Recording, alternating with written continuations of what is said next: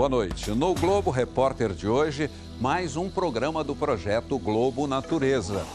África do Sul. Vamos conhecer a batalha de um país para preservar a vida selvagem. Leões, elefantes, girafas. Qual a espécie mais ameaçada da savana africana? Rinocerontes, até hoje, são vítimas dos caçadores. Um par de chifres vale mais de 2 milhões de dólares no mercado asiático. A comovente história dos elefantes que atravessaram fronteiras para escapar da morte e formar uma nova família. O repórter Francisco José nada com tubarões num dos mais belos pontos de mergulho do mundo. Vamos começar nossa aventura?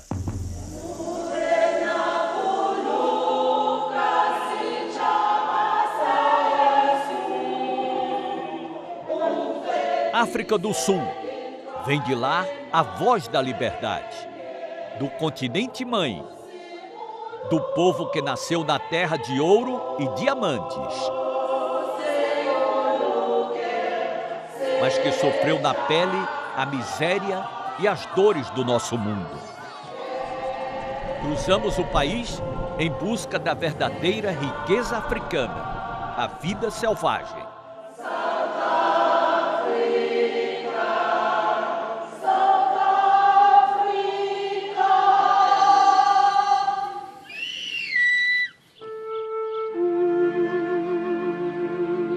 Estamos no território dos maiores animais da Terra. Durante muito tempo, eles estiveram na mira de caçadores de toda parte do mundo. Agora, o safari é outro. Câmeras apontadas para a savana. Nosso alvo, os Big Five, os 5 grandes. Leão, elefante, leopardo, rinoceronte e búfalo. Não que fossem os maiores entre tantos gigantes da selva, mas eram eles os mais difíceis de serem caçados. Justamente por isso, acertar um deles era como ganhar um troféu. Mas agora, quanto vale um momento como esse? Flagrar um leopardo desfilando bem no meio da estrada. O leopardo vive livre nas reservas particulares e nos parques nacionais da África do Sul. Somando a área do Parque Kruger, com as reservas em torno dele, são 3 milhões de hectares. Nesta imensidão da savana, povoada pelas feras,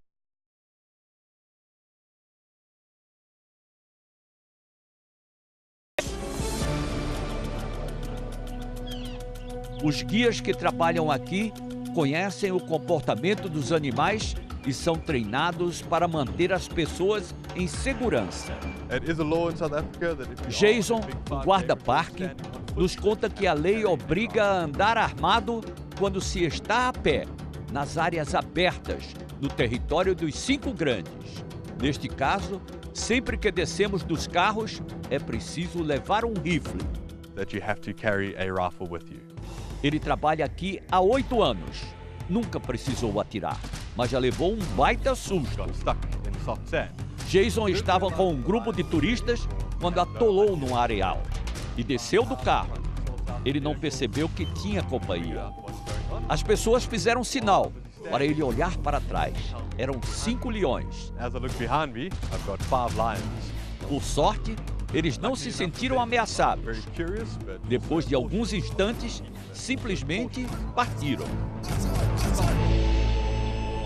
Os leões têm hábitos noturnos. Durante o dia, eles ficam assim, dormindo, descansando. Tem 7 aqui reunidos. Neste grupo, machos e fêmeas nem se importam com a nossa presença. É à noite que eles se movimentam mais para caçar.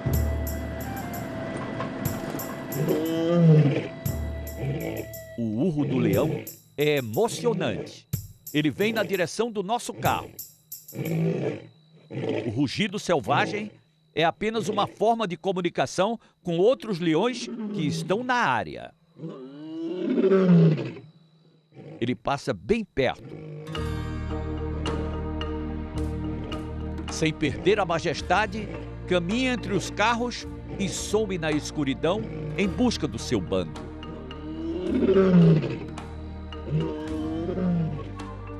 Mas se até o rei das selvas está ameaçado, imagine o perigo que os outros animais estão correndo. Os elefantes, até hoje, são muito caçados pela retirada das presas de marfim. Esse material, usado para fazer enfeites, é vendido a peso de ouro.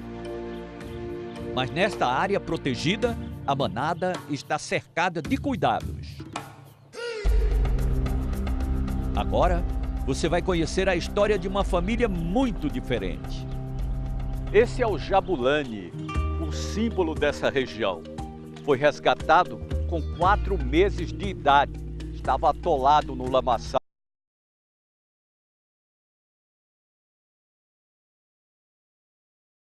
E jabulani, vocês lembram, era o nome da bola na Copa de 2010. A palavra jabulani significa alegria. E foi uma grande alegria quando os tratadores conseguiram resgatar esse animal tão grande na época que ele era apenas um bebê de 4 meses.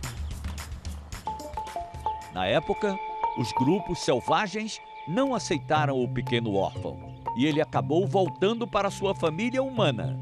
Esses animais não gostam de viver sozinhos. Foi aí que chegou a notícia de que elefantes órfãos do Zimbábue seriam abatidos porque não tinham mais onde ficar. Surgiu então a ideia de reunir uma manada para incluir jabulani.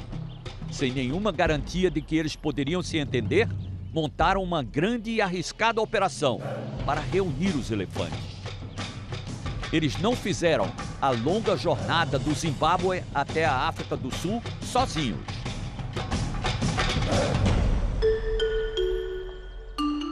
Os tratadores também vieram de lá para garantir que os laços de afeto não se rompessem. A matriarca do grupo logo aceitou Jabulani. Só então, o significado do nome dele passou a fazer sentido de verdade, uma alegria. São 26 tratadores e o vínculo entre eles é muito forte. Jabulani é querido por todos. Tiger sente um carinho profundo pelos elefantes. Ainda era menino quando os pais dele morreram no Zimbábue. Tiger e os irmãos mais novos ficaram órfãos. Com apenas 14 anos, era o responsável por cuidar de todos. Ele se sente parte da família que estes elefantes formaram, junto com os outros tratadores. Todos os dias, eles cuidam da manada. Há elefantes selvagens na reserva, mas é preciso mantê-los separados. Eles não querem que os grupos se confrontem. Mas é muito importante que a gente compreenda o comportamento desses animais. Ainda há muito para aprendermos nestes santuários da vida selvagem. A savana africana está de luto pela matança dos rinocerontes. Pelas últimas estatísticas, cerca de 3 animais são mortos por dia pelos caçadores ilegais para retirar os chifres, que valem mais do que ouro, diamante ou cocaína no mercado negro asiático. Neste ritmo de matança, o rinoceronte pode desaparecer para sempre. Vamos acompanhar uma caçada. Mas essas armas estão sendo preparadas para salvar os rinocerontes. Mike é o veterinário que é responsável por essa operação. Ele é quem vai dar agora a orientação onde nós podemos chegar e também é quem vai dar o tiro no rinoceronte. Ok, Mike, please. Mike nos orienta a não tocar nos dardos.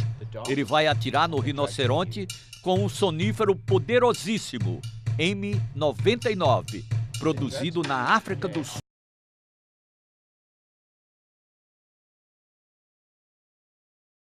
adormecer é suficiente para matar um ser humano.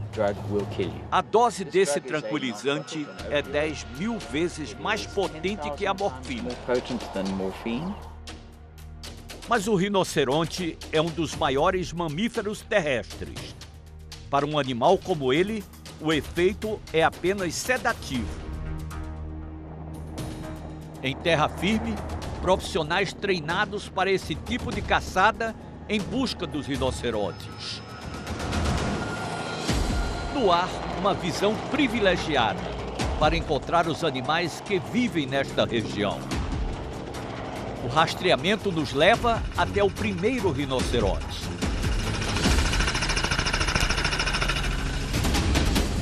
O tiro certeiro logo começa a fazer efeito no animal.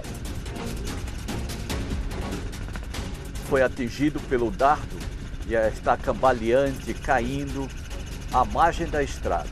O veterinário está vindo, já aproximando dele, e o carro de apoio também. Em segurança, a equipe se aproxima. Ele está passando uma venda agora nos olhos do rinoceronte. Eles examinam o animal, coletam amostras de sangue. Mas o objetivo principal dessa operação é o corte do chifre. Para isso, usam uma motosserra. Em 8 meses, já estará grande o suficiente para repetir o procedimento.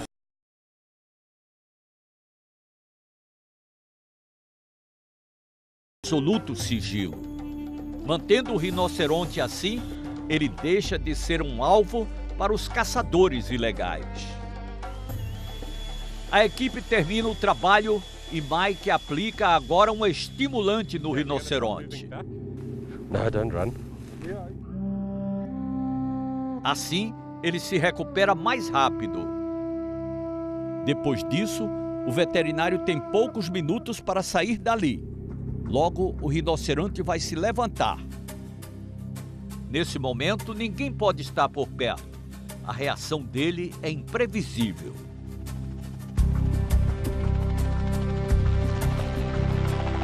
O helicóptero levanta voo e parte em busca de outros rinocerontes.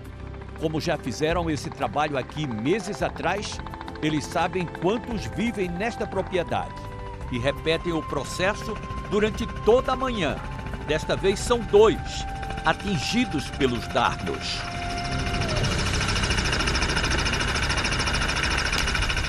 Em 2016 foram mortos 1.054 rinocerontes na África do Sul por caçadores ilegais. Em 2017 foram abatidos 1.028 animais. Diminuiu, mas não dá nem para comemorar porque a diferença é de apenas 26 animais. E a matança continua. Há 3 dias foi morto um rinoceronte numa reserva perto daqui. Os rinocerontes usam o chifre para defesa e na disputa contra outros machos no ritual do acasalamento. O corte é mesmo uma medida extrema. Um método discutível, mas que foi autorizado para proteger a espécie. Ver um rinoceronte adulto com chifres deste tamanho é uma raridade. Este aqui está bem escondido, sob o olhar atento dos guardas de uma reserva particular. Nós conseguimos chegar ao lado de um macho dominante, um rinoceronte com mais de 2 toneladas de peso. Ele tem 2 chifres que podem ser avaliados em mais de 2 milhões de dólares. Os compradores são milionários asiáticos que exibem o raríssimo chifre do rinoceronte como símbolo do poder. O chifre é também transformado em pó e vendido como medicamento. Teria também poder afrodisíaco, mas a ciência não confirma nada disso. Há poucos meses, a China voltou a autorizar o comércio de chifre de rinoceronte após 25 anos de proibição. Apesar das restrições para a venda, a grande preocupação é com o aumento do tráfico e da ação de caçadores. um orfanato secreto no meio da savana. Como os sul-africanos cuidam dos bebês rinocerontes que perderam as mães para os caçadores. Daqui a pouco.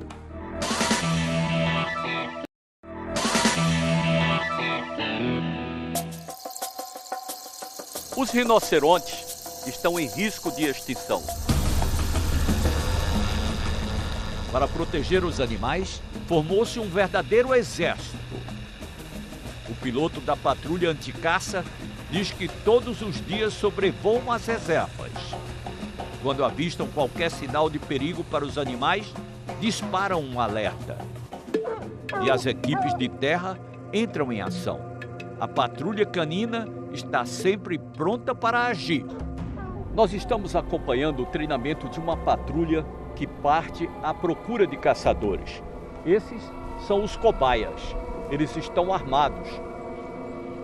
Agora vem a patrulha com o cachorro que é treinado para encontrar armas de fogo. Ele vai seguindo o rastro, farejando.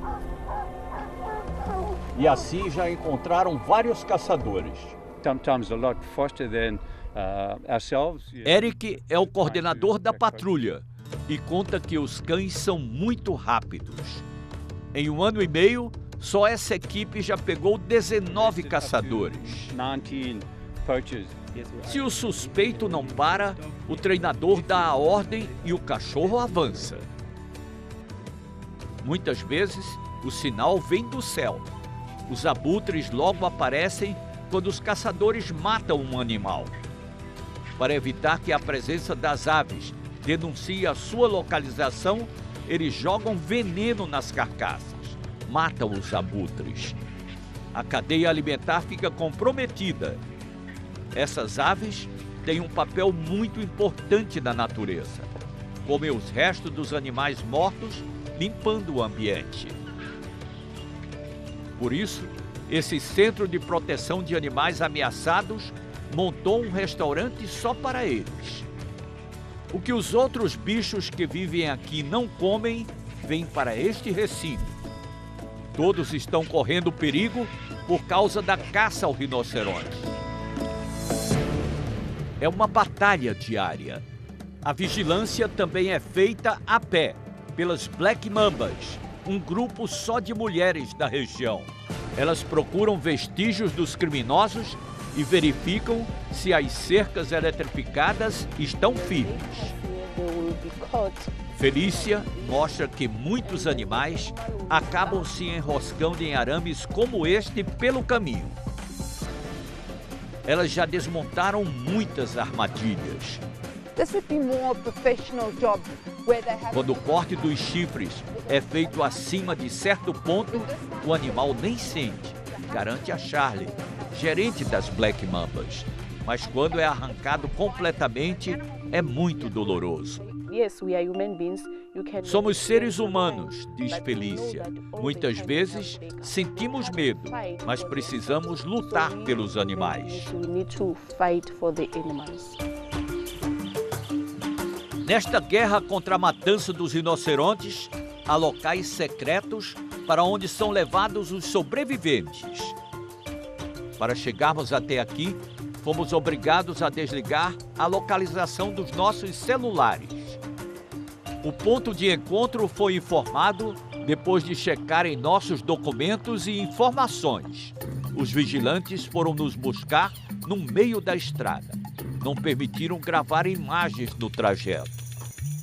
Nem podemos mostrar o rosto dos guardas para preservar a identidade deles. Muitos vieram de países em guerra e têm experiência militar. Bem no meio da savana africana, num local onde nós não podemos revelar, cercado por segurança, um orfanato para salvar os rinocerontes. São os pequenos que são encontrados na savana depois que as mães são mortas por caçadores. Chegam aqui bebês, alimentados por mamadeiras, vão crescendo, depois voltam a viver na natureza. Alguns filhotes chegaram muito machucados. É o caso de Sofia, Ela estava só ao lado do corpo da mãe. Tinha apenas 5 meses e já estava sendo atacada pelas hienas quando foi resgatada. Para cuidar dos ferimentos, o veterinário aplica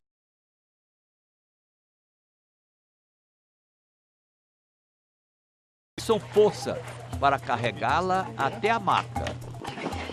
Eles removem os curativos, limpam as feridas. Albertus explica que parte do tratamento é feito com mel de abelhas para acelerar o processo de cicatrização. Está dando certo. Em um mês, já foi possível retirar as ataduras. Os guardas que encontraram Sofia ficaram admirados com a resistência dessa pequena grande heroína. Estas cercas guardam muitas histórias assim. I love him so much. So we're very proud. Petronel criou um santuário para acolher rinocerontes órfãos. Tratamento VIP. I will never get tired of Ela them, diz que nunca vai se cansar de cuidar desses bebês, só que preferia que eles estivessem com suas mães.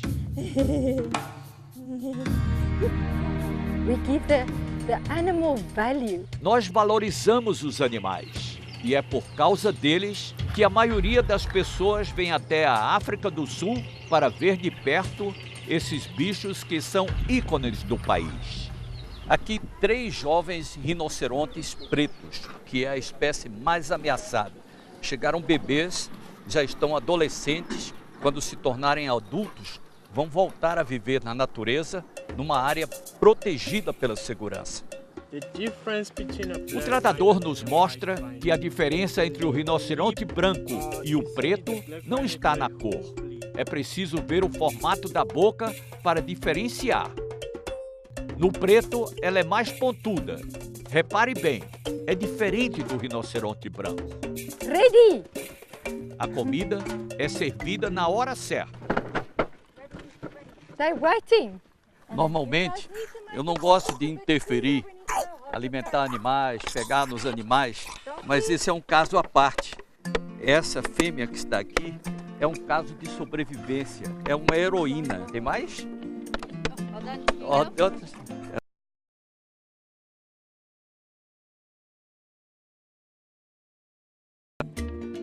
Outro exemplo de recuperação é a Mila. A mãe dela foi encontrada morta sem os chifres. Agora, ela precisa ser aceita por esse grupo para aprender com os mais velhos o que é ser um rinoceronte. Olha aí, começa a aproximação. Os maiores já estão levantando e observando a Mila. Ela para, olha, continua.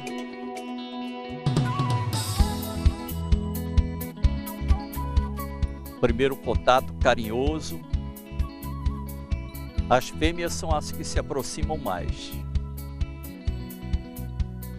Agora ela sendo reconhecida pelo macho dominante desse grupo. E fica ali convivendo com os mais velhos. Já até toma liberdade, fica passando o queixo no corpo daquela que está deitada. Não se enganem com essa cara de poucos amigos. Os rinocerontes sofrem se não estiverem em boa companhia. Quando estão sozinhos, ficam deprimidos e param de se alimentar. Foi neste centro de recuperação para animais ameaçados que conhecemos uma dupla surpreendente.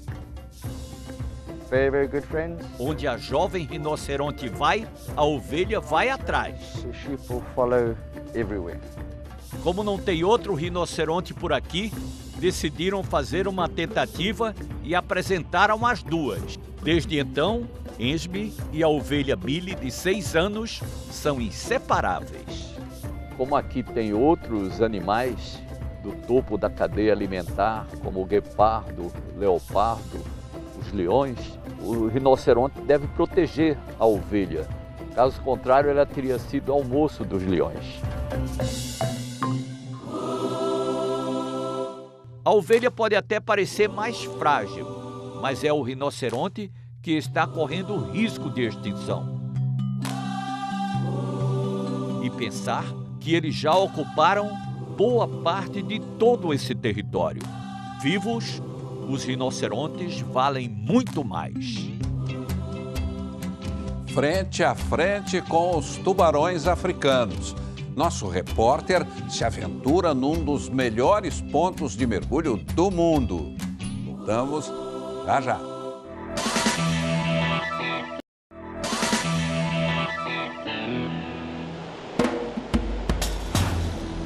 Estamos de frente para o Oceano Índico. E neste ponto do litoral, em Aliao Show, fica a porta de entrada para um lugar sagrado, um recife submerso, morada dos tubarões. Para chegar até o local exato deste mergulho, é preciso enfrentar a arrebentação das ondas.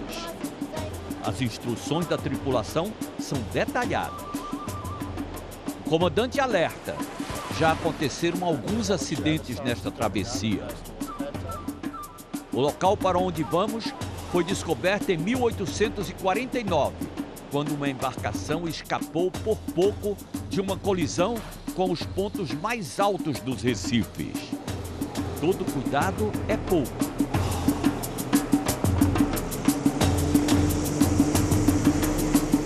E lá vamos nós. O piloto precisa ter muita experiência para passar pelas ondas sem virar o bote. Vencemos o primeiro obstáculo. Antes de chegar ao nosso destino, vamos nos preparar para o primeiro mergulho. Eles vão jogar a isca aqui agora para atrair os tubarões. Dentro dessa bola tem peixe. Os tubarões já estão aqui ao lado do barco. Nós vamos encontrar várias espécies, como cabeça chata, o tigre, galha preta, mangona, que é aquele que tem os dentes para fora, e alguma possibilidade de ver o tubarão branco. Eles vivem aqui, é muito raro aparecer, mas nós vamos tentar. Ok? Podemos ir? Vamos lá, Fábio.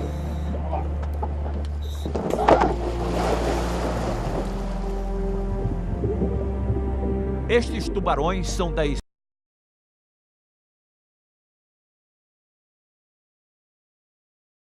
e logo se aproximam. O oceanógrafo francês Jacques Cousteau escolheu este lugar como um dos 10 melhores pontos do mundo para a observação da vida marinha.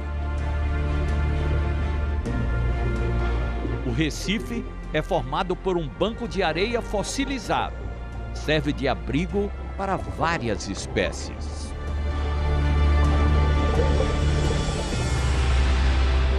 Os cardumes dançam com o movimento da água.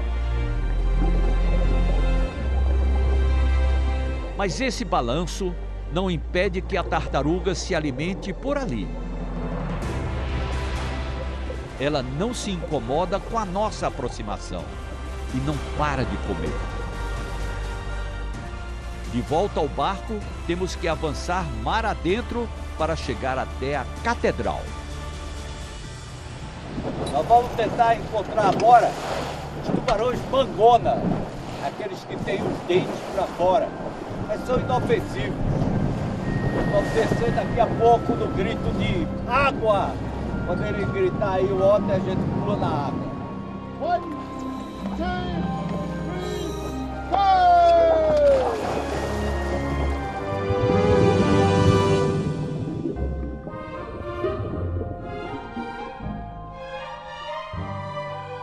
A aproximação é tranquila.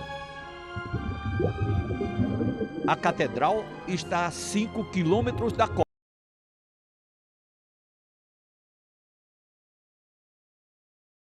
E também para outras espécies marinhas. E é muito bonita. Estamos no Santuário dos Tubarões. Este buraco no teto da catedral é como se fosse uma clarabóia. A luz do dia passa por ali e chega até 30 metros de profundidade.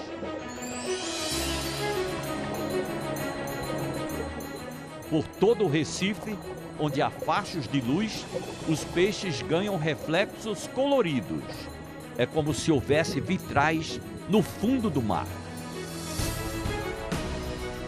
Estes chegam a ficar prateados. As formações rochosas nos protegem das fortes correntes submarinas e conseguimos nadar lado a lado com os tubarões.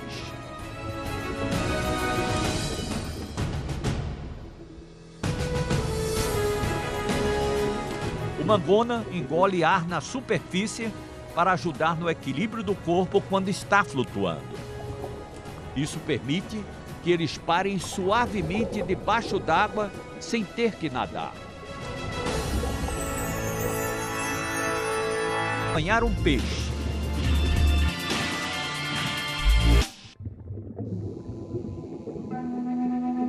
A oferta de comida garante essa aparente tranquilidade.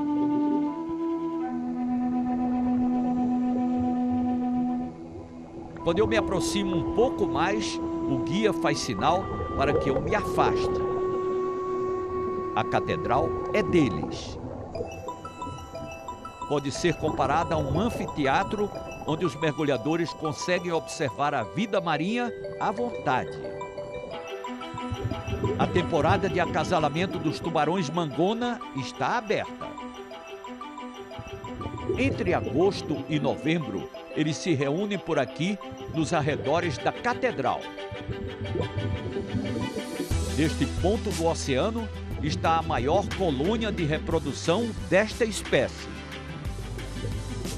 Nos aproximamos da entrada de outra caverna. E olha quem vem aí. O mangona parece estar sempre de boca aberta, com os dentes para fora. Uma fêmea de quase 3 metros vem me olhar bem de perto. Olho no olho. É o meu primeiro contato com essa espécie. Todas as vezes em que me encontrei com tubarões pelo mundo afora ou no litoral brasileiro, foram sempre encontros amigáveis. No centenário de Mandela, as cores e os ritmos dos bairros negros de Joanesburgo. Veja a seguir.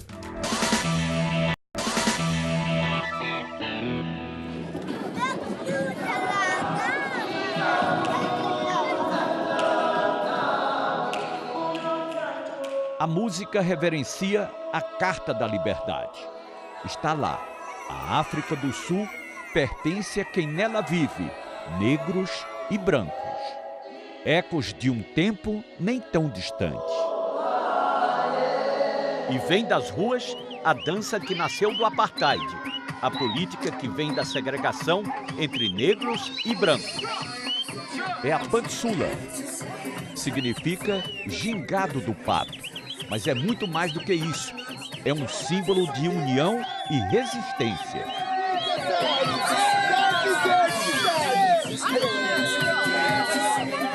O pesquisador conta que os negros não tinham permissão para escutar ou dançar as músicas dos brancos. Foi assim que surgiu a pantsula, uma dança de rua. Logo reúne muita gente em volta.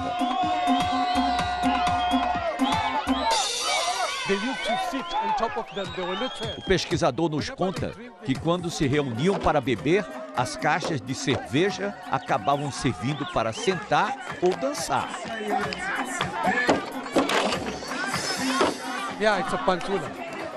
Os mais novos já vão aprendendo. A bailarina de 22 anos diz que não é só um modismo, é uma dança que veio do tempo dos bisavós dela. Comes way back from our grandfathers. Para Mama, é paixão, estilo de vida, cultura. Ela sente muito orgulho. So I'm so proud. Thank you, sir. A dança faz parte da identidade do povo africano.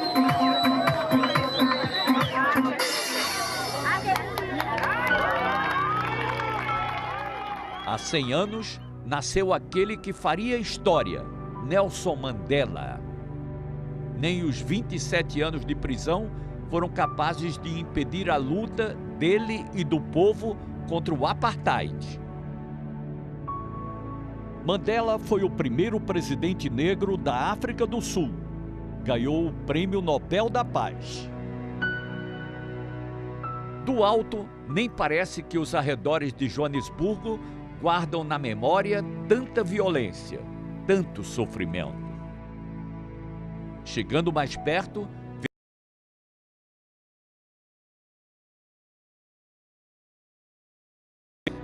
muitas famílias dividem o banheiro construído do lado de fora. Desse cano sai a água para tomar banho.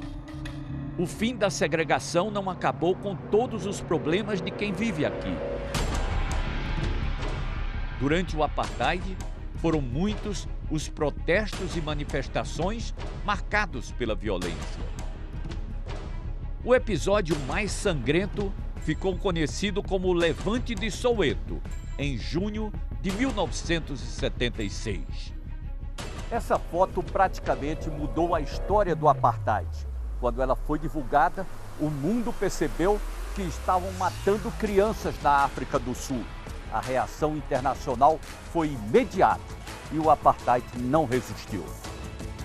A pressão mundial foi tão forte que o governo racista acabou enfraquecendo, até o apartheid ser banido na década de 1990. No dia em que estivemos aqui, estavam celebrando o patrimônio cultural do país. Nas roupas dessas mulheres, as cores e os desenhos de suas tribos. Elas falam dialetos diferentes. São 11 línguas oficiais na África do Sul. Nesta igreja, a oração numa só voz.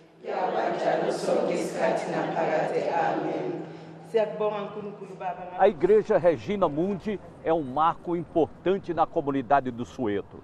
Era aqui que os jovens se refugiavam quando eram atacados pelas forças de repressão. Mesmo assim, mais de 70 crianças foram mortas. No final do apartheid, a igreja servia como ponto de reconciliação, onde brancos e negros negociavam a paz. O canto que ouvimos é um hino à liberdade. Que ele continue forte, símbolo da união dos sul-africanos. And united we shall stand. Let us live and strive for freedom in South Africa, our land.